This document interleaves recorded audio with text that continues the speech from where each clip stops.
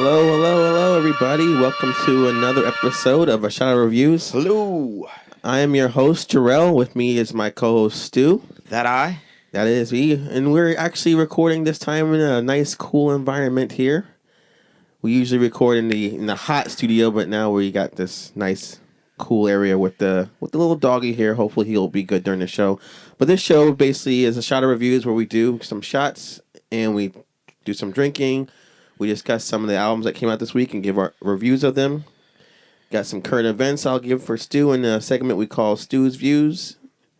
We have to do a better job of segueing to Stu's Views until I can get an actual like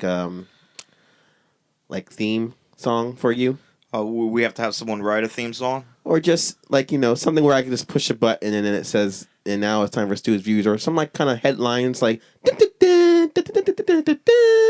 the news does. Yeah. Something like I'm gonna find someone that can do that for us. Catchy sample. Yeah, I'll find something. But we'll get to that later. So how you doing, Stu? All right. Oh, your dog farted. I hope it was your dog. Is that the dog? I think so. Unless he pooped somewhere. Whoa. I didn't want to embarrass you, but I'm dying. That's all right. Yeah. What can you do? Dogs and their non-manners. They don't have any etiquettes whatsoever. Must be worse for the dog though. She's got a stronger sense of smell. Doesn't look like she cares though. She's just looking at us. So what's today's drink today we're doing, Stu? What are we doing today? Dr. McGillicuddy's Intense Vanilla Schnapps. Schnapps, yes. I never heard. Schnapps. You say it like that? Schnapps. I never heard of it actually, but we'll be drinking that when I've never heard of it as well. My brother heard of it. Yeah. So I don't know. We have a little mascot by the name of Little John and when he gives us the cue, burping already. We'll start drinking. I started drinking a beer. It's okay, and plus I had some water. A lot of gas in that water in your refrigerator. I got the little bubbles in my belly. When Little John gives us the word, we'll be doing some shots and everything like that. You guys can do shots at home as well if you want, or wherever you're listening, whether it's in your car or do shots at work. In your car. That's a bad idea. Shots of something else. Yeah, non-alcoholic. Yeah, well, sure, whatever you want to do. So let's get into like what happened this week. Last week, if you heard last week's show, I was doing a show with Stu like we normally do. Decided to tell him about a concert or a show I went to with if you actually listen to it, Stu, I was really reaching for some topic or dialogue to talk to you about. So the only thing I could think of was that girl that was at the concert was pretty hot. Not little did I know that the Mrs. S, my wife, was in the next room awake and listening. So she came in. You'll hear it on the show that she was quite upset. And Stu got to see the fireworks as they unfolded and everything like that. Throwing the ring at you. Throwing the ring, slamming things down. Total fit. Giving me the finger every second. Abruptly trying to kill the show. But I did think that she did have a reason to act like that, though. Yeah. So it's not necessarily a fit. What would you call it then? I guess it's called a fit. Mm-hmm. A justified fit. Yeah. Well, I'll apologize again now and say sorry, babe, if you're listening to this for doing that and embarrassing you. I was trying to make a point with my story, but I guess I didn't get a chance to get to it. But yeah, I guess she's in a situation where it's kind of hard to hear me talking about the attractiveness of other women, so I'll lay off that from now on in these shows. Especially ones that you're hanging out with, just you and her.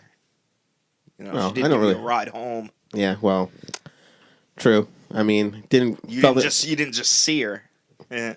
Well, I kind of. Oh yeah. Well, I guess. Yeah, it won't happen again. Sorry about that, everybody. But after that, I got kind of like depressed during that segment, and I had a bit too much of the aftershock, if you want to remember. And I had a interview going on later that night, and I don't think I'll ever do like a podcast and then try to do an interview again, because all I remember is we did the show fine. Did the show go all right as it wrapped up, Stu? Yeah. Wrapped up fine. Show was fine. Getting ready to take the train to the show. About 10 minutes after the show, though, you collapsed on the porch. Okay. What were we doing out there in the first place? Were we about to leave, or was I was trying to get you to leave, and then you were just like, Boom. Not happening. Not going anywhere. I was like, it'll wear off. Come on, get up. Yeah. I remember laying there like face And I'm looking down at the on clock. I'm looking at the clock, like when the train's coming and everything. I was like, you got like 20 minutes. So I was like, maybe he can lay here for like 5 minutes, and then we can like walk. Somehow I got up though. Yeah, you did get up. And we walked. And then we saw the train coming, right? And then we're like, all right, we got to run to the train. We run, and the train just drives, like pulls away. And we're like, damn! But I was somehow relieved that we can rest for another hour until the next train comes. But so I thought to myself, what a good place to lay down, right here in these bushes. I just crashed down the bushes with the rail there in the parking lot and everything like that. And Stu's like, looked a little bad. Stu was like, get up. What was I? Was I sitting, or did I just face plant into the bushes? You were face planted. You looked dead at first. That's why I was like, I'm standing here with this dead guy. This doesn't look good. I was like, you gotta like roll over or sit up or something. Did I? I remember, and I kept saying to myself, "When's the next train coming?" And you're like, "I'm gonna leave you here." I'm like, "All right, leave me here." And then you thought that was a bad idea too, because I was not gonna get the next train. I was probably gonna be there all night. So who comes to the rescue? The same woman I apparently offended that same night. Had to call the wife to come pick me up. She picked me up. I guess we rode back. And all I remember, she told me this, and I remember saying this, but I was like, I'm so sorry. I'm a terrible husband. I fucked everything up, blah, blah. And what happened after that? We go up the stairs and then to where I live, and I laid down, and the next thing I know, it's like 4 a.m, and you're still there. Yeah, I never made it to Trenton either. Well, I'm actually glad I never made it to Trenton anyway, because little did I know it was a silent disco. What's your favorite, though? I don't like silent. Shh, why not? Yes, because I like to feel the music in the air. But I like speakers. Oh, you don't like to walk in and see 50 people with headphones on? Yeah. Awkwardly flailing dancing. their arms. Yeah, no. You do that shit at the beer fest. That's pretty fun. That's different. I think it's cool though, because you got bands playing that. Like, it makes sense to have a silent disco because then it's not competing with the bands that are playing. I don't know. I thought that would be pretty cool, you know. So I don't know why you didn't. Lil Jon, I guess, apparently thought our story was too boring, and he's saying it's time to do some shots now. That's right, everybody. It's time for some shots. Lil Jon says it's the cue, and when it says now it's time for shots. Hey, no phones during podcast, man. We're recording. Oh, I'm sorry. We have to. Everyone. Well, it's Lil Jon. What does he want? What is he saying? He said, shots right now. He said, shut the fuck up with your boring story about being drunk out in public. Ugh. So let's try some of this right now. Let's pour some shots. All right. Do we need Lil Jon's participation? He already said let's do it. So let's do it. Yeah. Apparently I'm the only one who can hear him, so eventually you will too. You just have to believe. You shake. Yep, we're being classy, everybody. We're drinking Alex. We can get a headphone splitter. I mean, it doesn't matter if I hear the samples or not. Okay. We're actually having classy drinks with the ice and everything like that. Because shaken, not stirred. Yes. My name is Stu. Bond. Stu Bond. Stu Bond. Yeah, Stu Bond. It sounds like a glue. Yeah. All right. So this first toast is to a successful show this time around. Yes. No interruptions. Stu's denture glue. Yes. Stu Bond. Stu Bond. Patent pending. I taste the vanilla. Woo. That's like vanilla ice cream. Yeah. That might creep up on you. Who knows? No, I don't think it's going to creep up because it's only 24% alcohol. So I'm a little upset, man. I had that interview that night, that Saturday, and I blew it. And I had to lie to the guy, the Dr. Void and the Jeff Machine, and tell him that, I had an issue with my family. And then he's like, okay. And then it just seemed like he didn't believe me. So if you are listening, I really apologize. I had too much aftershock, and I think that's why they call it that, because the shock of being drunk happens afterwards. because I'm knocking them down. It's fine, and it's kind of like Jello shots. It just that creeps was up on the you. aftershock. Yeah. Definitely.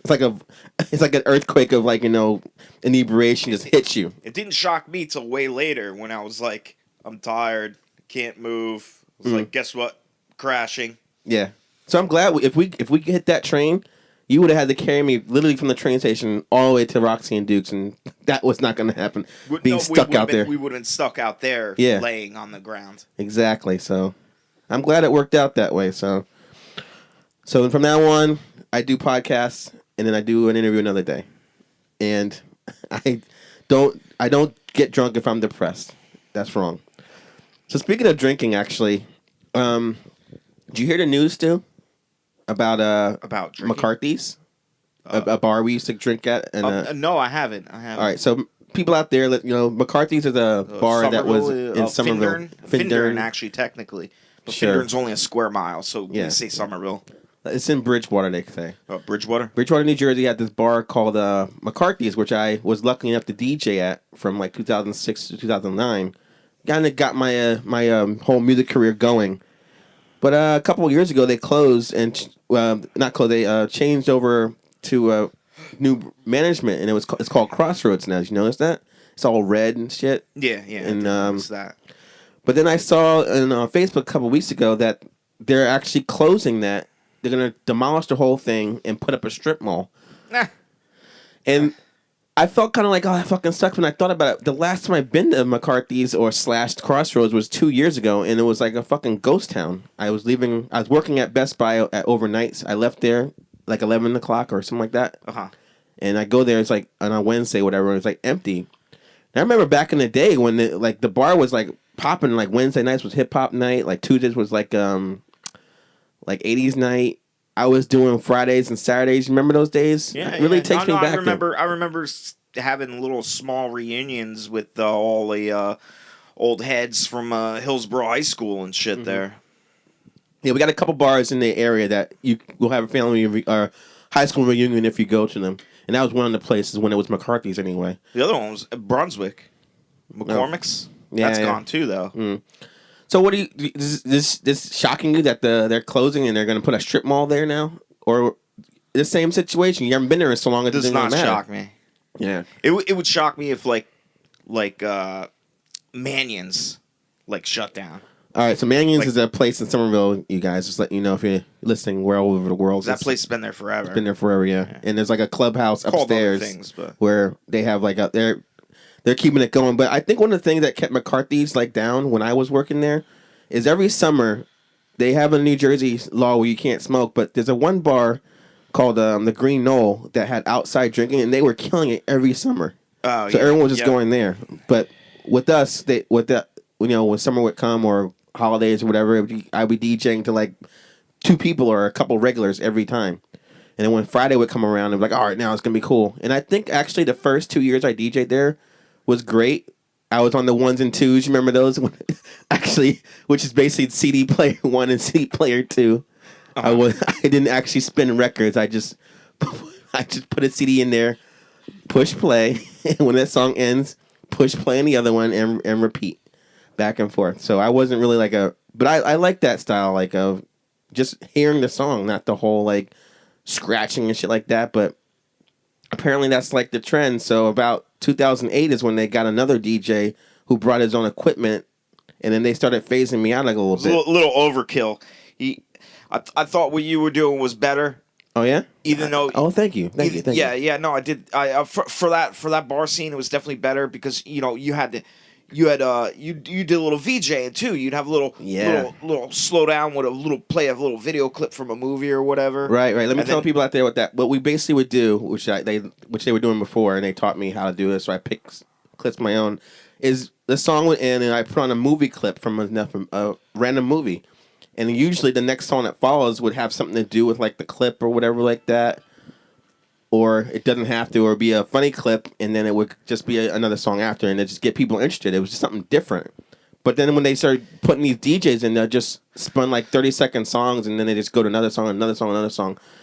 They just wanted to go that direction instead. So then they bumped me to. You remember they bumped me to Tuesday nights, which is country night. It just looked stupid to me when they had all this equipment to play. They had TVs all over the place. Yeah. No. The DJs that they spun like they were using like Serato or some shit, where it's like you have your computer hooked up to 2 turntables, and then you could time that, and they're not even really mixing with it. It's like basically they're like, look at my gear, right? Like pull your pants up, man. They meant their gear like their penis. Pull your pants up. You could do the same thing, like with a CD player and a mixer.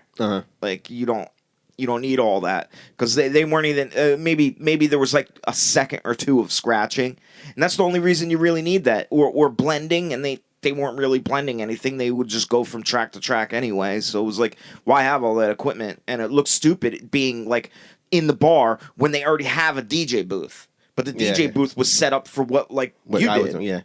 They had the DJ booth, which they had a big like stereo system in there, a nice comfy seat to sit down on, and then the subwoofer you can use at the table when you ate there. It was the thing I missed. I have a lot of memories of that place, but one of the things I remember is another time I got way too drunk was because every drink there, if you worked there, was $3. Everything. Yeah. So like I was just like, keep the LITs coming, keep them coming, knocking out LITs like crazy. And then somebody ends up taking like one of my CDs or asked me to play the same song 3 times.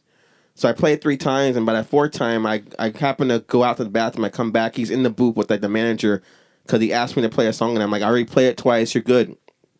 I go to the bathroom, come back. He got the manager to put the song on for me. So I'm for him. I'm pissed as fuck, man. And plus, I was drinking a lot. So then at the end of the night, I go in there to get my CD and to put my stuff away, and I can't find my CD. I'm pissed. I'm even more mad. I go outside. I have that guy's CD, and I'm like. And everyone's outside smoking. I'm like, hey, if I don't get my fucking CD back right now, I'm breaking this shit right here. That guy comes at me, but bouncers block him off before he can fight me. And then the manager gets my CD back. I'm all drunk. I'm falling around, so they have to end up driving me home. They drove me to our friend Ian's house, who lives in that place. And I just crashed in, and I came back the next day to get my car. So what's funny is, you ever get out of a car and forget to put your legs out first? I'm guessing everyone out there is saying no, but no, that's never happened. I can tell what would happen if you don't put your legs out first. Well, you can already imagine. Upside down. You already imagine what happened. I opened the door and I just out the car, face first onto the concrete, and Ian's like, "All right," and then the guy that drove me, I guess his name was Mike or something like that. He's like, well, here he is. Just take care of him, all right." And then I got reprimanded the next day about getting too drunk, but it was going well until they started phasing me out with other DJs, and then put me on remember they put me onto like country night, and I don't know jack shit about country. No, I don't remember. That was probably towards the end of you going there. I don't remember country night. I would never show up there on country night, but one thing I do agree with having like Serato and all that equipment, your synced up laptop to some hardware and a mixer for EDM. Okay. Or if you're doing like scratch battle hip hop shit. Yeah. Those are the only cases, and they weren't doing that. So Well, you don't have to worry anymore. They turned the Crossroads, and that place was even less people, even though they ended up putting a patio so you can drink and smoke at the same time, but I guess it was too late at that point. And now they're going to try to make a strip mall to make some money, so I don't know. I'm not depressed. We need another pizza place and a Chinese food restaurant and / bar. They have that in Somerville, which I didn't know. That place you're talking about. If you go to that Central Pizzas, if you go to the back, they have a bar back there. We don't need another Chinese food place and another pizza place. Well, I don't. Oh, for the strip mall, I don't know what they're putting there. To be honest with you, so it's probably what they're putting. Yeah. Well, then again, if it's Chinese food, it might not be that bad. We got like 20 of them. Yeah, because actually diagonal to that place, I think there's a Chinese restaurant there at that supermarket that no one goes to. At least no one I know goes there unless they live right there. But Little John wants to say something about the place closing. What do you got to say, Little John? Oh, there we go.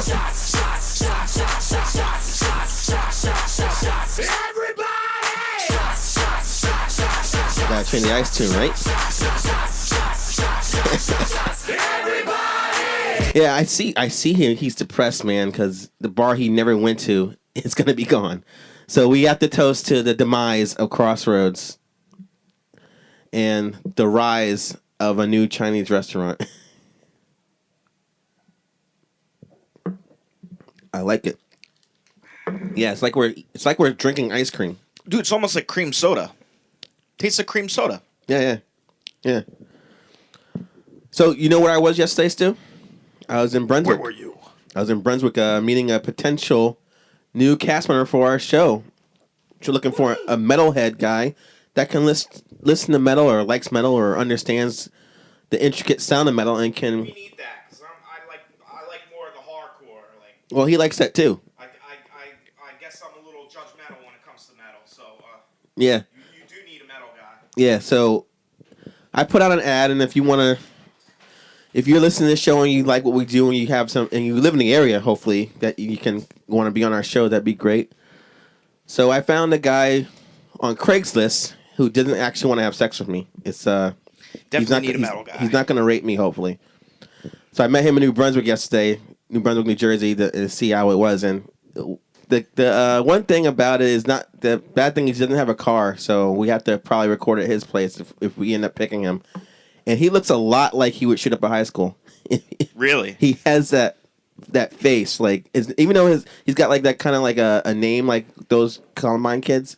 But when you see him, it's like, yeah, I can see that guy going crazy if he got picked out in high school and just blowing everybody away.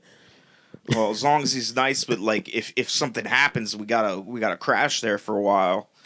You know, can't be doing any driving. But then again, and yeah, the problem with the train in New Brunswick is you have to take the train from New Brunswick to Newark, which is way out of the way, and then from Newark to Raritan. Yeah, we already talked about that. So we were like, that's not going to happen. So yeah, the train's a little difficult. If we end up picking him and recording at his studio / apartment, you know, we'd obviously have to get there earlier and sober up before we come home. But we'll see how it works out with him. He was a really nice guy, and if you're listening, you know, we'll considering you. And we had a great talk, and your knowledge of music is really amazing at that. He would probably like one of these albums we're reviewing today. Right. Let me tell you what we're going to be reviewing today, which I forgot to do earlier. I'm actually vaping, if you notice. Yeah, I don't like the vape. It beats dying of cancer, so. Well, yeah. So I got a cigar for later. Okay. We can have a celebratory cigar afterwards. So today's show, before we're gonna, after we do this, our little news segment, we're gonna be reviewing the latest album from Disturbed, and we'll be reviewing the latest album from Method Man. And Stu put his advice in for an album we should review, a band called Modestep. Okay. And they're touring with their London Road CD. It's a London Road tour, and they are coming to New York City. You see how excited he sounds? That means this review is going to be great. No more just yes, no. It's all right. Still not he's gonna kill it, man. I have faith in you, Stu. No, I'm not. It's pretty much going to be, instead of I don't like it, it's going to be I like it. Spoiler alert. Yep. Okay. So I hope you have something to say about it. Jesus, man. All right. So, without further ado, let's get into Stu's Views. Stu's Views. Stu's Views. Yes, it's time for Stu's Views. Time for me to read some of the top headlines of the week, and he tell me his opinions. First story. I think I got enough beer. It's good. First story comes from us from No Surprise. You want to say? You seem to be guessing where I'm getting all my news from. Oh, Huffington Post? That's right. First story from the Huffington Post. And it says, a family breaks open teenager's tomb saying they heard her screaming. Have you heard this story? I've heard they used to put little tubes all the way down to the coffin. So in case the person did come alive, they could scream out a little tube and they'd be able to be heard. Help me, I'm alive. Yeah, isn't Help me, I'm alive. Yeah. Then you're just throwing dirt into their little tube hole. Yeah. Well, they didn't do that in this case. So the family members of a dead teenager in Honduras were recorded rushing to smash open a girl's tomb after they claimed to hear her screaming and clawing at her coffin. Oh, dog. Oh. I know. God. Oh. Cats don't do that, man. Oh. Cats do other things. Nessie Perez, 16, was pregnant and newly married when she suddenly collapsed at her Honduran home and began foaming at the mouth, the New York Daily News reports. Her mother thought she was possessed by demons, so she called for an exorcist, but it didn't work. Doctors declared Perez dead, and she was buried in her wedding dress, but her family says everything changed when they heard muffled cries from inside her tomb a day later. As I put my hand on her grave, I could hear noises inside. I heard banging. Then I heard her voice. She was screaming for help, Perez's husband, Rudy Gonzalez, told a local news station. She would have had no oxygen to scream. All right, so you're already claiming bullshit so far? Yes. Okay. So in a video released last week, the family can be seen using a sledgehammer to break apart Perez's concrete enclosure. When they exhumed her, she was reportedly motionless and cold to the touch. But they thought that they brought her to a doctor in the renewed hopes that she might still be alive. It is Honduras, they do have zombies. Oh, they do. That's where all the zombies are. Well, no, I know. Doing like the luau up there. They got the voodoo thing going on there. Hoodoo, voodoo, we do. Yeah. But it was no use. Doctors said Perez wasn't coming back. Perez's loved ones swear they weren't hearing things. They say a glass viewing window in the coffin was broken when they pulled Perez out, and her fingertips were bruised, indicating that she might have been trying to escape. Perez's mother says she was convinced her daughter was buried alive, and that the doctors were too quick to declare her dead in the first place. Well, now that is possible. Maybe they were. You would have to catch them right minutes after they were buried. Okay, what do you mean? It said it's a day 2 days later. Yeah, there's no way. All right, 2 days. No, you'd run out of oxygen. Well, it depends. Maybe they didn't close the casket well and it had a window. Maybe they didn't seal it correctly. Yeah, seal it. It's 6 feet underground. Yeah. There's no air. Well, the girl in Kill Bill survived. Oh, come on. Kill Bill 2. She punched her way out of there. Not believing it. Okay, well. All right, you're pissing me off, dog. Get out of here. Shoot. So she said something really sad here, which I won't read. I won't read it. It's just depressing. So you think the story is bullshit so far? Yeah, it's bullshit and depressing. Okay. Straight from Stu's views. I All don't right, want to hear all right. anymore. Let's talk about more happier things I can see. Second news article. All right, so this might make us a little bit hungry, but what do you think? What is your favorite fast food place, McDonald's or Burger King? I like McDonald's better. I like Wendy's even better. No, that's not a choice here in America. But McDonald's, yes. Well, this story is about McDonald's and Burger King have been talking about merging into one to make a super burger. King? Like a super burger.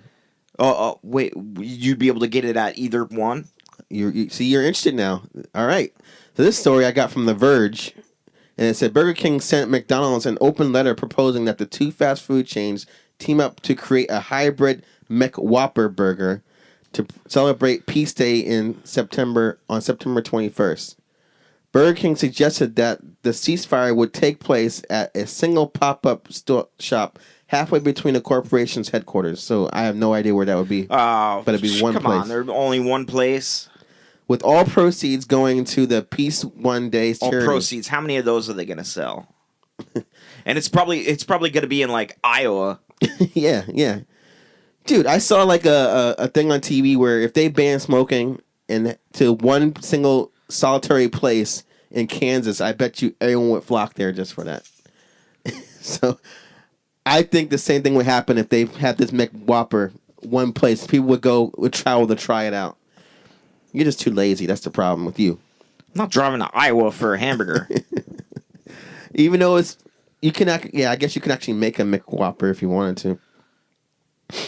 So, McDonald's, however, has turned down the offer, with the company's CEO, Steve Easterbrook, responding via Facebook post to say, "We love the intention, but think our brands could do something bigger to make a difference." So, they're saying it's not going to happen. And I'll read you the Facebook post that McDonald's has said to Burger King. They say, "Dear Burger King, inspiration for a good cause, great idea. We love the intentions, but think our two brands could do something bigger to make a difference. We commit to raising awareness worldwide. Perhaps you'll join us in the meaningful global effort. And every day, let's acknowledge that between us, there is simply a friendly business competition, and certainly not the unequaled circumstances of the real pain and suffering of war. We'll be in touch. Steve McDonald's CEO. P.S. A simple phone call will do next time. That's like an almost like kind of like, backhanded brush offy thing. Like he's saying all this like bullshit. And he's like, oh, like maybe you should call me next time before you think of these stupid ideas. Well, they were trying to. I can see what they mean. They were trying to think a little bit bigger, other than like one store having some Frankenburger. Well, what if all the stores had them? That'd be a little different. Well, why don't Steve say that? Yeah, instead of being like, oh, I like what you're thinking, but I don't think that's a good idea. Next time, call me. Fuck you. And you know what? I don't. They both stores have different equipment. So is it going to be flame broiled at Burger King and then not be flame broiled at McDonald's? True. Yeah. You're right. How are they going to pull that off? Maybe you can actually like Maybe they did think of it more. Okay. So it's not clear what something bigger might be, but it's at least fun to watch McDonald's respond to the offer without, implying that it's somehow against world peace. Instead, the company has chosen to take a moral high road, telling Burger King that creating a McWhopper wouldn't be meaningful enough, and reminding the company that a friendly business rivalry doesn't match the real pain and suffering of war. Let's hope that after this somewhat holier-than-thou response, McDonald's actually comes up with something consequential for September 21st. That way, there might be some genuine benefit from this promotional back and forth. So this story is not bullshit, but at the same time, Stu, you think what? Yeah, it's half bullshit. Oh, it's a Mick bullshit. Well, no. Well, it's actually burger shit. Yeah, I think that was Burger King that really didn't think it out well enough before they contacted McDonald's with a proposition like that. Uh-huh. Yeah. No, maybe they were trying to start shit. Maybe they got some kind of burger Cold War going on. That's what it sounds like. Red Dawn. I didn't know it was that bad between the It'd two. be like Red Meat Dawn, they'll call it. I didn't know it was that bad. The Iron Burger Curtain. Yeah. Yeah, well, we'll see. I mean, obviously they're not going to do it, but I kind of was like thinking to myself, like what you said, like how would they actually cook it? And then what would it be? Would it be like the lettuce, tomato, cheese, and the mayo on a McDonald's burger? Maybe. Yeah. Maybe they'll do something like that. Idea. They'll just make it the same way McDonald's makes it, like on the grill, and then just like decorate it like a regular Whopper. But you can just do that at home. So whatever. Who cares? Final story. You don't say that our show or Shadow Reviews is not like, at all educational whatsoever. And I figured this was a good topic to bring up since we're actually drinking. And let me see if I can tell you where I got this from. I think I just got it from Yahoo Help. What happens to your body within an hour of drinking a beer? Now, Buzz. When it's happy hour on a summer's day, there are a few things more refreshing than downing an ice cold beer. But what exactly happens to your body as you knock back that brew? Turns out quite a bit. Drinking beer affects everything from your brain to blood sugar levels. Now, everyone out there right now, you're saying, no fucking shit. Oh, what's your point? Oh, you mean it's like food? It affect my blood sugar level? And your brain. Oh, yeah. Well, once again, Mind blown. Food affects my blood sugar and my brain, so we can't have that though. You got to. They make it sound bad. So you probably already know the definition of moderate alcohol consumption, which is like up to a drink a day for women and 2 drinks a day for men, and that binge drinking can put your health at serious risk. What happens when your body after just one beer? Well, there's a reason having a beer feels so relaxing. A 2013 study in the journal Neuropsychopharmacology, wow, that's a big word, found that even before you feel buzz, sipping beer releases a famous feeling good hormone called, Stu? Serotonin? Dopamine. Dopamine? It's either serotonin or dopamine. This lights up the reward center in your brain, which in some people can increase the desire to have another and another. And I got a little map here. You just can't quit. So, first of all, let's talk about the brain. Those first sips trigger the dopamine, like you said. Dopamine. And inhibitions are also dialed down, releasing your inner social butterfly. Blood sugar. Your sugar drops slightly, especially if you're drinking on an empty stomach, getting to you feeling slightly dizzy and giving you a case of the munchies. Yeah. We can all vouch for that. Yeah, you got to raise the blood sugar back up. You got to eat something. That's why it's bad to drink on a completely empty stomach. Now, here's what's surprising to me. The eyes. The beer gives you an infusion of antioxidants, which may reduce risk of cataracts. Did you know that, Stu? No, I did not. Wow. All right. So, did you know they've been doing cataract surgery since the Roman times? Yes, I did. All right. I was there, actually.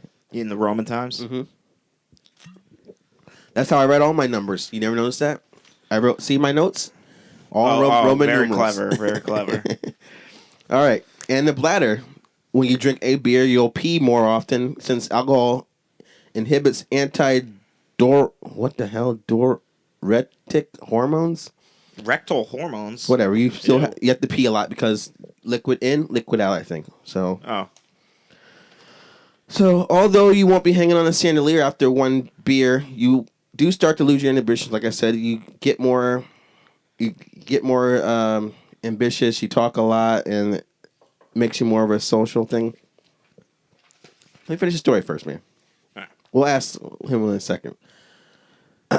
So, has anyone who has ever gotten truly buzzed knows if you drink the beer coming, feeling uninhibited, it gives you an impulse and risk-taking behavior. Go ahead. Nothing? Okay. It's only if you go for more rounds there are that the drama ratchets up, where people are very happy and garrulous. I never heard that word, garrulous. Chicks will take off their shirts, and then they start getting teary and complaining about their boyfriend and girlfriend. Yeah, and with their shirt off. Yeah, that's bad. They're crying, tears going on their tits and everything. Yeah, they're like, woo, woo, oh, what have I done? So how hard you're hitting the alcohol depends on several factors, including gender and weight. But in general, alcohol affects women more than men, which they didn't say anything about people getting angry. Some people get angry. I'm not there yet. But did you know that alcohol affects women worse than men? Yeah. So females tend to get more intoxicated than males from the same dose, mainly because they're whores. No, it says it because of the distribution of body water and body fat per kilogram. Females tend to have less body water than males and tend to get 30 to 40% more intoxicated than men with the same dose. Awesome. They're lucky.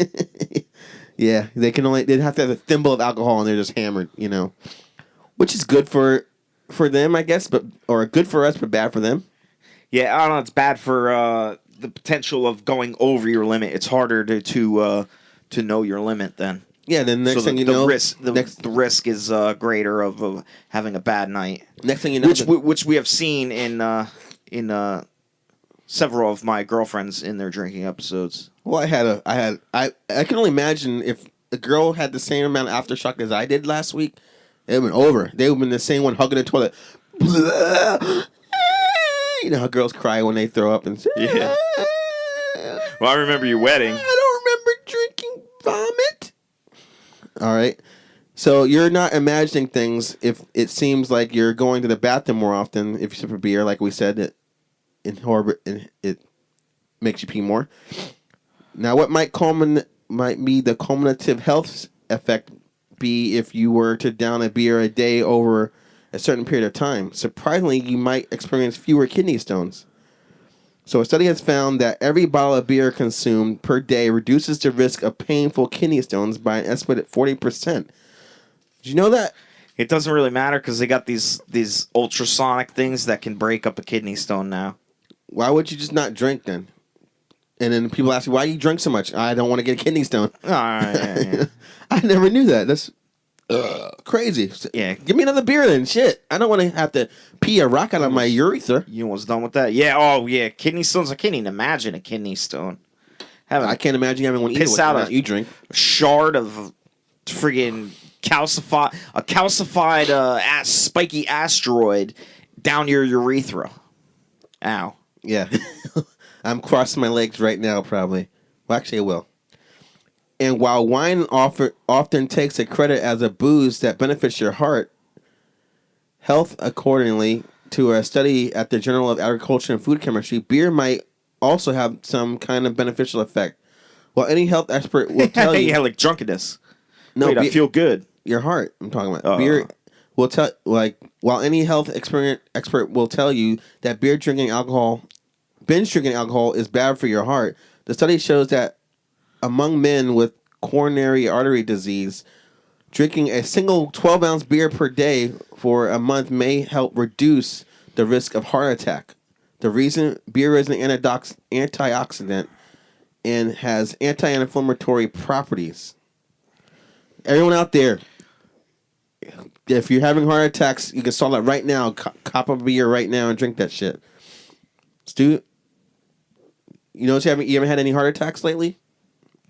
No. See, yeah. It's got to be because of the beer, right? Well, actually, I have gotten heart murmurs before. What's but that? I Your haven't heart's had them like in a long time. Your heart's like, help me. Yeah, it's like it's like fucking stuttering, and then you get like the shooting pain. It doesn't feel too good. All right. So I'm probably gonna last till I'm like 50. Okay. A little dark for the show, but that's fine. Sorry. So animal research has also suggests that the ingredients of the sudsy stuff may boost brain power. A study published in the journal Einstein would agree. Behavioral Brain Research found that the type of flavonoid in beer called flavonoid. Yeah, beer. All right, so whatever. Other research shows that consuming a single beer per day can help protect vision. The antioxidants in beer help fight free radicals that can damage cells in the eyes, reducing the risk of cataracts by as much as 50%, up to an amount of 3 beers, though, and you'll lose an eye. Health benefits say so. You can't drink too much, or your vision will go bad. Yeah. Well, that's hard liquor. Yeah. Which we should have some more right now, right, Lil John? Yes. Schnapps. That's what he's saying. He's not saying that, but fine.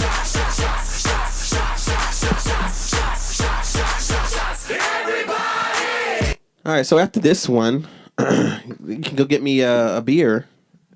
Slave. Oh, I can? Only if I want to. Hey, were you drinking out of New York or Maine? I'm drinking out of New York. Because that's where I'm usually at, so... Well, all right, I love my lobster. So let's hope these reviews go well. Let's hope we agree on everything. Before we get started, I'm going to give Stu a little time to get me a beer. And I'm going to do a little bit of plugging right now. So, if you like what we're doing or you have any suggestions, I'll say it again at the end of the show, but head over to our website, which is njhybritradio.net. Or you can go to our email, which is njhybritradio@gmail.com. We also have a Facebook page up as well, and you can check out our Facebook at facebook.com/njhybritradio. And also, we're going to probably have some Twitter up soon and do some Instagram if I can get someone that's young and savvy enough to get into that for us. You couldn't even open this for me? God damn. Hold on a second. Thank you. Thanks a lot, man. I gotta get rid of the caps too, because this dog chews metal caps, puts holes in beer caps. Your dog is hardcore. That's why your dog don't fuck around. I can picture my dog like crushing cans over her head. Your dog's a fucking bully, man. He's just a brute. All right, so let's get into the reviews right now. First review we're going to do tonight is by Disturbed. Their album's called Immortalized. So the Chicago neo metal band Disturbed has released their 6th album after a 5-year hiatus. Now most know them for their songs Stupefy, Down with the Sickness, the ooh, ah, ah, ah, oh, oh. You know that song, right, Stu? Yes. Okay. And even their cover of the Genesis song Land of Confusion. Yes, and I've although heard that too. and although the 2010 album I wrote my notes wrong. I just want to say I thought the last album they did, which is called Asylum, was nothing short of amazing. So listening to this album, I'm excited that they're finally back with a new record. Just get out of here, man. Don't look at me like that. All right. So after the first song was like a guitar shredding intro, which is called "Eye of the Storm," the title track kicks things off with the Disturbed signature sound. Signature sound, yeah, where all the tracks sound the same, and the singer sings exactly. I'm telling you, I could take choruses and verses from all different songs on this album and connect them in all different ways, and it would totally work as new songs. Yeah, but do you feel like Disturbed Legos? Do you feel like that? His voice is good though, right? He hasn't after this hiatus. He's got a good voice. I'll tell you that. It's all right. It's all right. It's all right. So I want to talk about the song "The Vengeful One," which is a single right now. It's got like a more industrial neo metal sound at their appeal, and what I liked about this particular song, like you're saying, all the songs sound the same, but this song, each verse, like in the middle of the verse, like it like slows down a bit, like violins in the background before it picks up again. And I thought the switch up to that was pretty good. Did you like that song at least? Which one? It's like the third song, like the vengeful ones. No. If anything, here we're actually mixing our commentary instead of going back and forth. Yeah. I want to do that instead. Okay. No, the one track I really liked was not the third one, but the seventh one. You're Mine. You're Mine. I thought that was a great track, and it was the only one and it stood out from all the other ones, and it was the only track I liked. I think I like that too, but at that point in the album, I felt is what you were exactly saying. And they all kind of bleed the same to me. Like I don't really know what song differs from what. I think that the singing and the band switched up a little bit for that song. All right, what is your opinion of the What's your opinion of the song "The Light"? When they decide to go like a cheesy arena rock song. Yeah, I agree. They should try variation in how they would do songs, but that song could pretty much rotted. So you think they should do different things, but that wasn't the way. Yeah, but that's not what to do. Because I thought it was like even like people out there, you can tell from the title, "The Light," that this is like probably an uplifting song, but the title alone is bland as hell. But the only thing that it motivated me to do was to vomit. Like the song says something like, "Sometimes darkness can show you the light." Like the fuck, like that's terrible. I can't believe they put that shit on there. But that's after another good song I like called "Open Your Eyes," and it's got like a nice headbanging, like chanting background vocals. So you had multiple tracks that you liked on this. Yeah, well, like I agree. Like when you said that they all sound the same, I really thought about it just right now and said they do.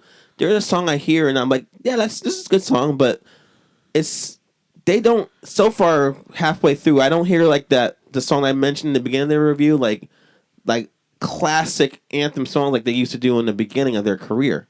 You know, and even their second one, like there's no songs. Yeah, maybe that's what it is. Yeah. Some of their songs are just they're okay, and it's not like something I'll look back on years and years to come, like they used to do when they first came out.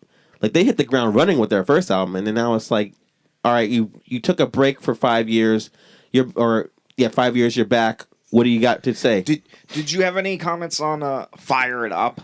Okay, I do. You do have comments on it? I have something to say about that. Is that skipping ahead too far? No, it's fine. All right, so this song is like a pro weed song. It starts like a bong rip, and then they're singing about what they like to do when they want to get high and shit. It's the worst weed song I ever heard. It almost sounds like sarcasm. It's like it makes you feel less stoned if you listen to it. yeah, exactly. Yeah, it does. It's not helping. It's not helping. Making pot look good. It almost seems like sarcasm. You thought it was sarcastic? It almost sounds sarcastic. You might be right because they never wrote a pot song before. So I was like, "What? Why are you doing this now?" But then I was like, "Whatever. This is like a 12-year-old wrote this, you know." Yeah, like a 12-year-old went in the garage. It is a high school band kind of. Took his brother's weed. Went in the garage, smoked it. Oh my god, I'm inspired, and wrote this shit. But that's like later on in the album, like what Stu was saying before. But I want to get back to like after they make that bullshit like song I mentioned earlier, Delight. They come back a little better with a song called "What Are You Waiting For," which has like a great breakdown for the bridge. So it's like, all right, that was cool. And another song I thought was a highlight was a song called "Save Our Last Goodbye," and it's like kind of like a bouncy track with like extreme heavy metal songs at parts at time with like a soft ballad moment at the end of the bridge. But my only complaint about that song is they got like a telephone ring in it, and a lady saying like, "Oh, I'm sorry, this number has been disconnected," and it just keeps playing the sample throughout the song, and it felt completely out of place. Now let's get into like what you guys are all waiting for. Like I said before, every album that Disturbed has a cover song on it, and this time down around they covered a song. Oh, I didn't even notice there was a cover song. The Sound of Silence by Simon and Garfunkel. That's I don't know Simon Garfunkel. That's probably why I didn't even That song that goes, "Hello darkness, we're my friend," something like that. I remember that song from the movie Old School when they kicked Will Ferrell into the water and he was drowning, I think. But every album they've done, when they do a cover, like whether they're covering like Tears for Fear or U2, it's like a metal song. So I'm expecting a metal song. Instead, they flip the script and do like a piano-driven, like adult contemporary song.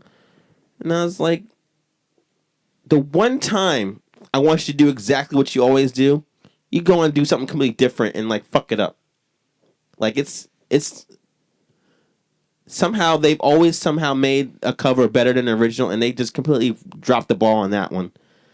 So my final analysis is this: if you're expecting a progression from the Disturbed music after a 5-year break, you'll be disappointed here. You'd have to already be a Disturbed fan to like this. Yeah, this is a fan-friendly record at its finest. Yeah, and like I said, the one track, the one song they like I said they don't stick to the formula and they do a ballad and it's like jarring as fuck. But all in all, I think the album's just okay. So I'll give this album a download. Stu, what do you think? I also think it's a download because it needs to be cut up. Hold on, you think it's a download? Download. Okay. You think it needs to be cut up as in what? Yeah, like I'd listen to Your Mind and that's it. But then again, like how many hit songs do they have? They normally pick one song out of it. But I know they probably won't agree with me and pick that song for radio play. Yeah, okay. Yeah, for a single or anything like that. Vengeful Ones is a single right now. Well, yeah, I'd imagine not Immortalized. Immortalized is no, the third song of the single so far. Oh, that is? Oh, wow. And it's actually being like pulled or something like that, or they're questioning playing it because in the video they depict like that guy that's on the cover. He goes to like different newscasters and shoots them. And what just happened last week with those newscasters that got shot on national TV, they're saying it's like eerily like art imitating life, I guess they want to call it. So yeah.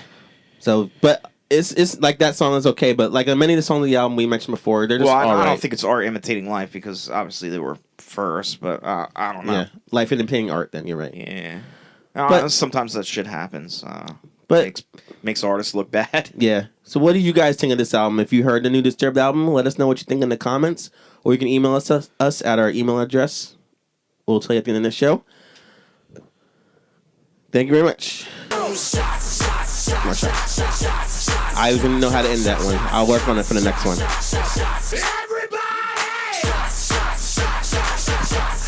Where you going? We're taking a little break here real quick because Stu has to go do something before we get the second shots going on. Want them shots cold, don't you? I want the shots cold, and I want them to taste like ice cream. Ice cold cream shots in my face. No. Too gay, he says. Pull back on the gayness.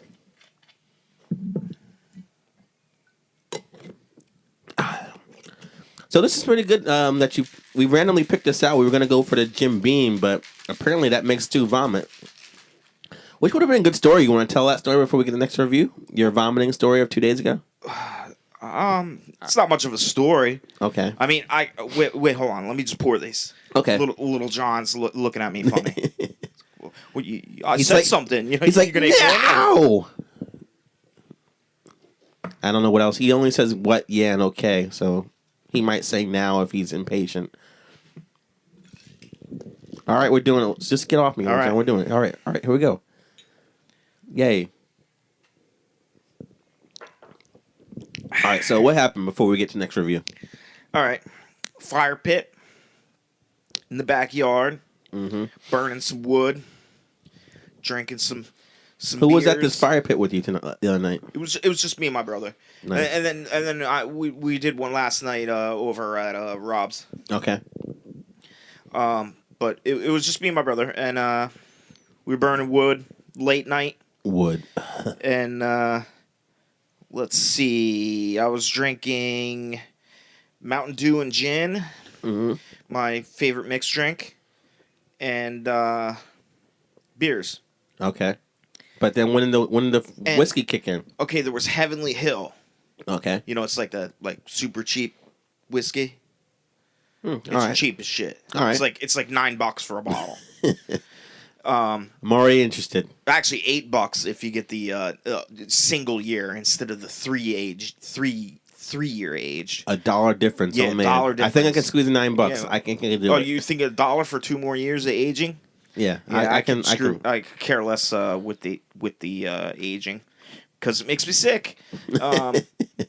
So once again, after the 20th time, I've tried drinking whiskey or bourbon and seeing if I could palletize it in with my other drinking. Right. Nope. My brother left. My brother's like, "You're gonna throw up from that." I'm like, "Yeah, I know, probably." You're like, yeah, fuck you. I know what I'm doing. I don't fucking care. You're not my mother. So worry about your own shit. I didn't listen. I drank it anyway, and lo and behold, he left. He came back later, but I was like, "Yep," made me throw up. Where was your throw up spot this time? I was like, "Oh, it was in the bushes." Stu is notorious for throwing up anywhere possible, man. He's like he's like a bulimic girl when it comes to sometimes you don't know how many times like I'll get people. See, I have a hard time turning down free shots. This is how it happened multiple times. Okay. I get bartenders where they're like, "Free shot, do a shot with us, do a shot with us." This happened at Webster Hall even. Okay. Me and my brother were chilling. We were talking to the bartender for a while. We're chilling with him. Yeah. It was a cool dude, and we were drinking. And he's like, let's do shots. The bartender want to do shots with you? Yeah. Why? What's so free impressive about you? Oh. Why does he want to do shots with you? Because we were talking. Okay. Because we were older, and it was a much younger crowd, and the bartender was older, and the bartender was like, I guess fell out of place, but like talking to us. So, after talking to us for a while, he was like, here, you want a free shot? Okay. And I was like, you can't turn them down, especially in New York. So, it's hard to turn down a shot. Yeah. I mean, this is just like one of 20 times. Like, it happened like 3 or 4 times where I got free shots. Like, people were like, "Here, I'll buy you a shot." And then it's always friggin' like Jameson whiskey. Okay. Or some kind of... That's why we haven't touched whiskey or bourbon too much in the shot of reviews, because I try to shy away from it. Oh, that's okay. So we were at the liquor store today, everyone, and I was that choice. I think I can handle what Jim we have Beam, there though. and this, and then you were like, no Jim Beam for me. I think I can handle Jim Beam though. Jim Beam's not as bad. Jameson, forget it. I don't think you'll have to be doing that review on your own. But I will literally. I get the taste of the whiskey and. But yeah, Webster Hall was the worst one because the bartender didn't see, but I instantly was like, "Oh my god, this is horrible!" And I ducked down. And like put my hand over my head, like I got a headache or something.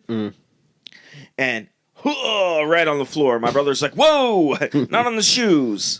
and then I walk away. And go to a garbage can, and I start just hurling my brains out. Is that embarrassing when people are around you watching you? Yeah, a little embarrassing. There was so much going on that nobody knew. And then like 2 seconds later, my brother slides down at the bar because he doesn't want to like be like near the puke.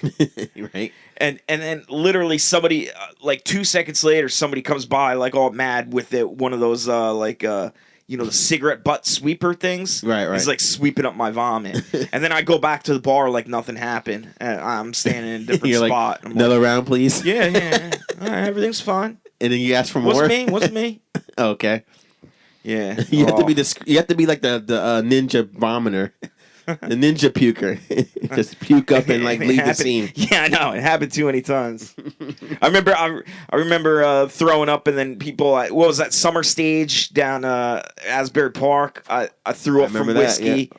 and then that was almost a year ago. Yeah, over a year ago. Yeah, and then I'm watching people standing in it. And I'm like, oh man. I was like, oh, they're standing in my puke. Yeah, I didn't get to see that. I remember you were moshing your ass off to like some Offspring or some shit, or Pennywise. And I come back and then you was like, I threw up earlier. I'm like, do you ever stop, man, with your puking? God damn. Yeah, I don't know. I've been a little bit better lately. I just stay away from the whiskey. Yeah, you've been better for the past 48 hours. Okay, you got to have like a little. It happened once again. You have to have a little like days without puking sign, and then let's erase it and start over again. All right, so let's get back to the reviews here. Next one we're going to review is Method Man's new album, The Meth Lab. And if you don't know who Method Man is, he's the most popular member of the New York hip-hop group Wu-Tang Clan. Their debut masterpiece album, 1993's Into the Wu-Tang 36 Chambers, features a solo track named after Method Man himself. And in 1994, he released his first solo album called Tikal, which was a commercial success. Tikal has Method Man's biggest hit song there, like Bring the Pain and I'll Be There For You. His last record was 421, The Day After, which was released in 2006. And this latest effort, The Meth Lab, is his fifth album and marks the longest gap between solo records, 9 years to be exact. So Method assures us that this is a Staten Island production in the intro. Then the title track kicks off with featuring hands-on and street life as well. It's a pretty good beat with a piano intertwined.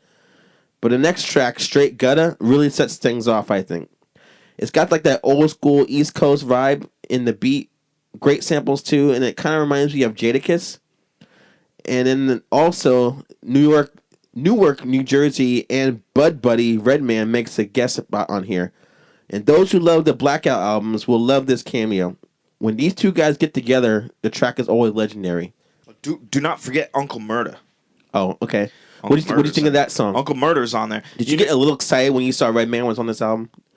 Because when they get together, it's insane, you know. No, I actually don't like Redman as much as Method Man. No. Together, though? No. All right. I got a story for you, though. All right. Uncle Murda. Who? You know Nick from Cheese Puff Death Crunch? Okay. His friend Rob, who's a rapper, did tracks with Uncle Murda.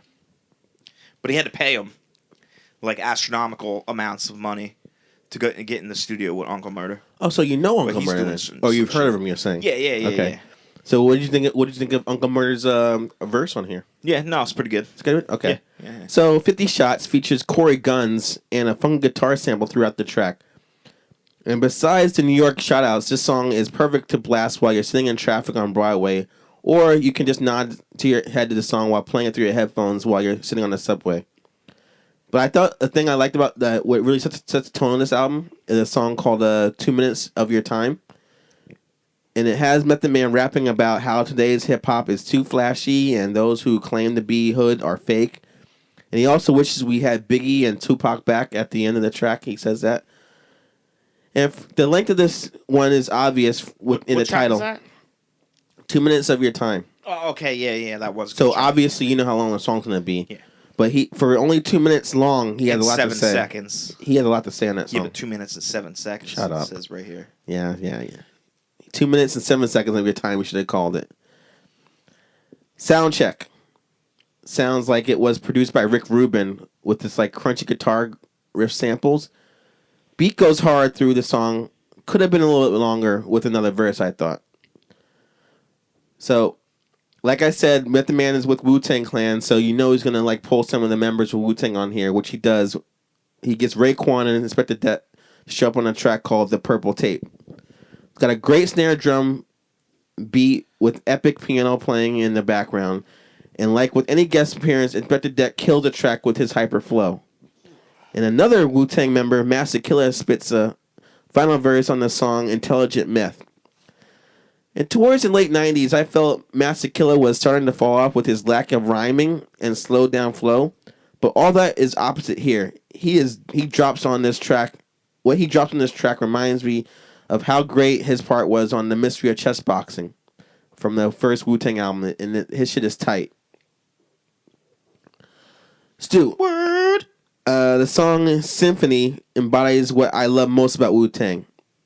It's basically got like 8 MCs on one track spitting some sick bars with no chorus, all to a nasty beat. I don't remember that track all too well. I could give it a little quick listen. You can't listen to a whole song that fast. Hold on. I just need a verse, and maybe I'll remember it. I feel like Nah, I don't remember. Okay, so I'll give my final opinion on this album. So I love the nostalgic East Coast hip hop sound on this. It reminds you of the summer in the city. They also love all the guest appearances on here. It breaks up the monotony of hearing the same voice for an hour. I'm a little surprised, though, that there are no pro-weed songs on this album. Being that this is Method Man, and he's such a marijuana enthusiast, you would expect to hear like one like weed track. It's pro-meth songs. Yeah, whatever. I don't know if it's play on words or if they're actually... play on words. It sounds like they're actually cooking meth. I think it's a play on words, but yeah. We'll see on the next album, the Crystal Meth he's coming out with next year. Still, he hasn't lost his talent for making a good album. It's nice to see some of the golden hip-hop age people that can come back after almost a decade and show the kids how it's done. So I say this album's something you should definitely buy. Stu? I give it a download. What? You gotta tell me why you weren't impressed. I just didn't think it was as grimy as I wanted it to be. What's your favorite Method Man album then? Probably Tikal. Okay. Yeah. I guess that's the reason why I never liked him like that. What's your favorite out. Wu-Tang album? The first one, obviously, but I never liked Method Man. Nah, Liquid Swords was my favorite. Well, you're talking about the solo thing where Jizza. Yeah. Okay. So I'm saying I never liked him as a solo artist at first. And people say like Tikal is amazing. I think it's just good. But I don't think that is like the best. I think what you might have liked the better of this album if the RZA produced it. I gotta mention the RZA didn't produce this album like he hadn't done for like a few albums since, you know. Yeah. And at the same time, that's what would you say that since it's been 10 years or 9 years, you were expecting more out of him? No. I don't know. Maybe it just needs to grow on me. Okay. Maybe I'll need to listen to it more. But yeah, it was. It didn't shock me or anything. with like, wow, this is great. Yeah. So, and I was expecting something more like that. You know. Okay. I can understand your. The only reason I think, like I said, the only reason I like it better than you is because the way hip hop is nowadays. I like to hear like this. It really, people out there, when you listen out, it really takes you to that East Coast sound. It's really old school at the same time. Is definitely an album that came out of New York City. Not just in the intro, but you could tell just the vibe. He don't say Shaolin either. He does say Staten Island. Oh, he does say Shaolin? He does say, well, you're right. He didn't say Shaolin, he does Staten Island, which they claim is the same thing, but whatever. Oh, really? But that might be just a myth? No, that when they say Shaolin, they're talking about Staten Island. Oh, okay. But they're not talking about like fucking some like, you know, like Asian like town or anything like that. Now I remember Staten Island going out a bridge right there. Mm-hmm. That garbage dump there. Yeah. I always knew they claim that that's how they know that they're in New Jersey when they smell the garbage. And the Guidos, right? Yeah. But I always thought it was like, I know I'm going into Staten Island when I smell the garbage. Yeah. But they were saying they know they're in New Jersey when they smell the garbage. Yeah. Well, if you guys heard this album, the new Method Man, let us know what you think in the comments, or you can send us an email and let us know if you enjoyed the Method Man album or thought it was okay. Whatever. I enjoyed it. Cool. I enjoyed it. I don't have the money for it.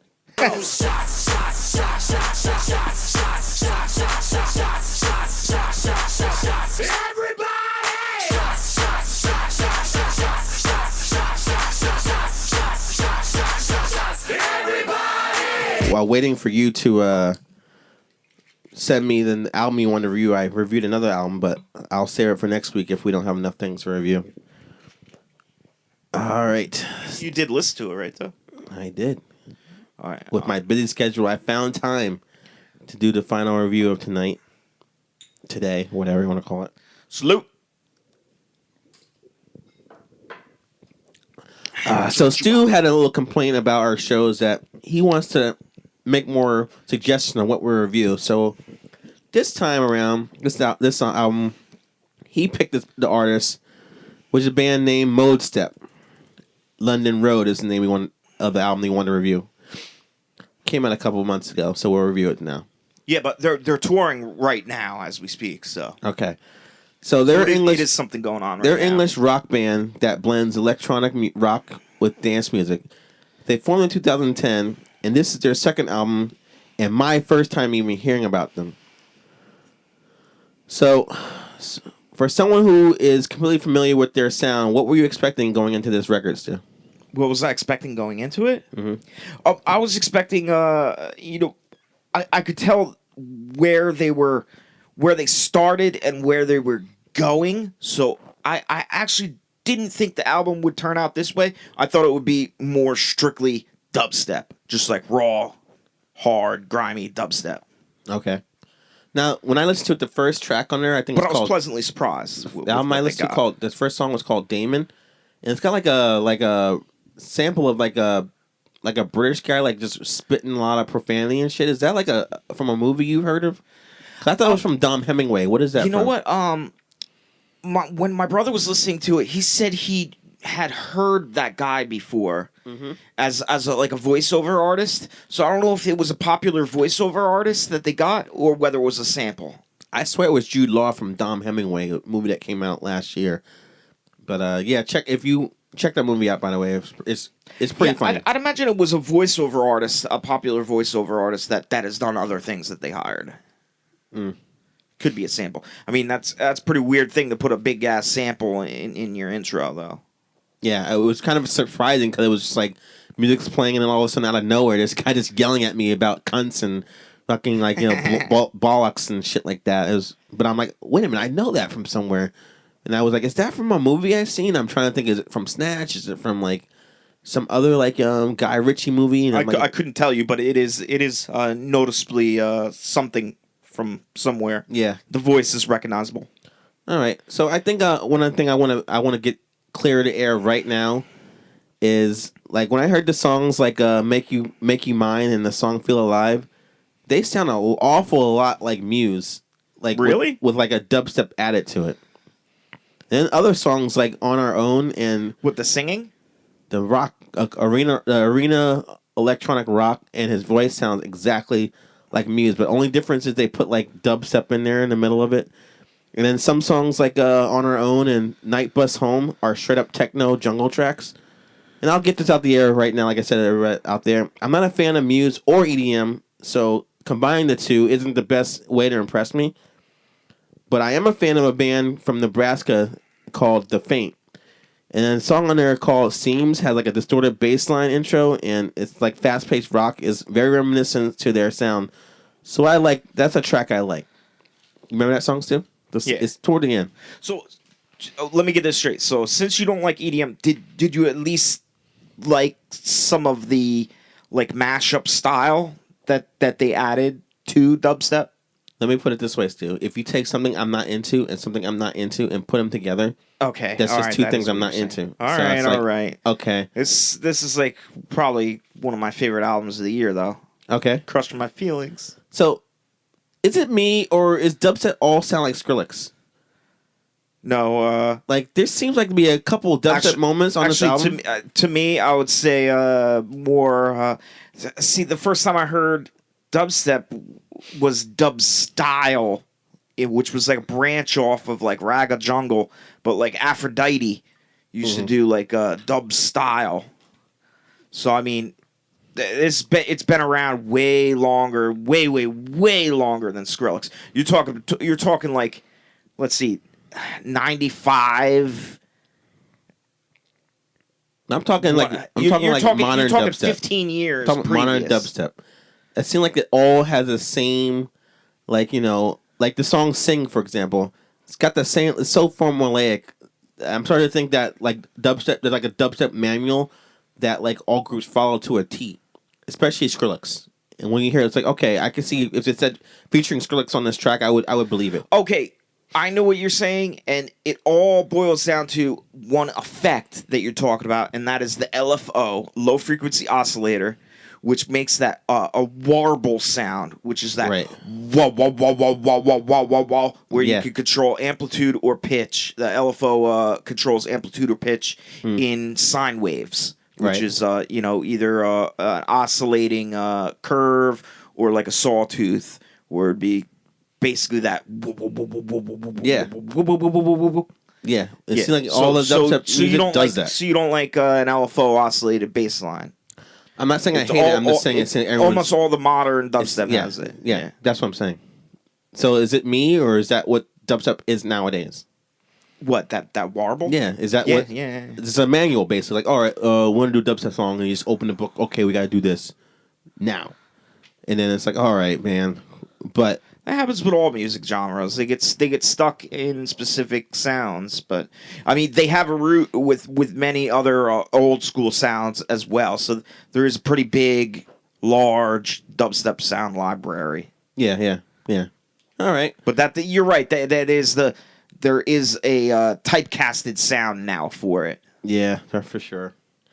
So you're thinking I hate this album, but I want to tell you another song I like this album a lot. A song called Circles. It's like a happy hardcore reggae dance hall number, and that's fucking pretty crazy that they blend all that into one. So I'm talking like, and then I'm talking happy hardcore like the old school like heavy like like this. But when I also say hardcore, I mean that song ends with like a straight up hardcore rock like screaming. So they do two types of hardcore in one song. Can never get enough hardcore. Yes. So, well, the original, like the hardcore that you're talking about, like happy hardcore, would be like it originated like Rotterdam. Okay. Rotterdam was Rotterdam hardcore, but that's where you get your original well, at least that's where I know of the oldest like gabber, where your 909 kicks. They have actually a couple songs in this album that are like reggae here songs. Was like started with like the punk DC hardcore. Yeah. At the end they do, and they have a couple of songs in this album that are like reggae dance hall songs. Like a couple of them. Beside that one, another one too. So Stu, give me your final opinion on this album. What do you think in the long run? Give you a rating and all that stuff. Amazing. I'll give it a. I'll buy it and. I'll get a T-shirt as well. I don't have that button. We'll just say you'll buy it. All right. So, let me go in on this record. And I'll go see them live. Let me go in on this. They are playing live at Webster Hall if you look it up. Now, I must admit, I like the second half of this album better than considering its more unique sound. Like, before they start out, it sounded like Muse with dubstep, but then it ends out with, like, combining all different other music and elements, which I liked a lot. So I assume fans will not be disappointed by this one. So I gotta commit it, Stu. I would buy it too. Awesome. All right. But wow, what would you guys think? The second half swayed you. Yes. Second half got a little more aggressive. I like when bands are original, and they finally did it. Yep. But what do you guys think out there? If you heard this album, let us know in the comments, or you can send us an email and let us know. All right, time to check the emails, and I see we have none. And I think we've done good with time, so let's end the show here. Yes. Alrighty. Thank you for listening today. I need one more shot, though. And if you want to get in touch with us, go to our website, which I said earlier, but I'll say it again. It's at njhighradio.net. Or you can go to our email address and send us any comments you want to say or any questions you have that you want us to answer on the show, which is at njhighradio@gmail.com.